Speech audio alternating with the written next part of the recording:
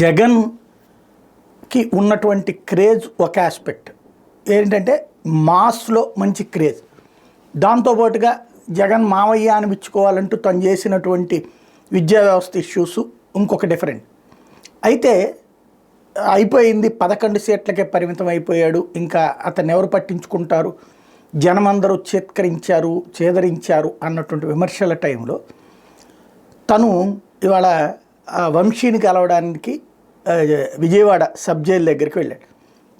వెళ్ళినటువంటి సందర్భంలో అక్కడ ఒక అభిమాని తన కుమార్తెను తీసుకుని వచ్చాడు. అమ్మాయికి ఎప్పటి నుంచినో జగన్ని కలవాలని కోరికట.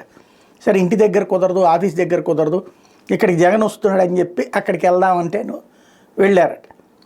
అక్కడికి వచ్చారు. అక్కడ అమ్మాయి ఆ జనం తొక్కిసలాట్లో విపరీతంగా క్రౌడ్ వచ్చేసారు.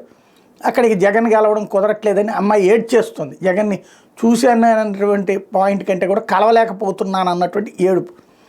ఆ అమ్మాయిని ఎత్తుకుని ఆ తండ్రి జగన్ ఎదురుగుండాకి వచ్చి నిలబడ్డాడు.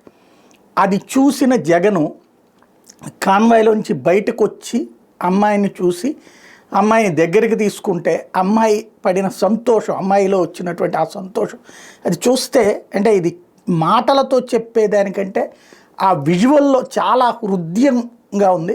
ఒకసారి చూద్దాం.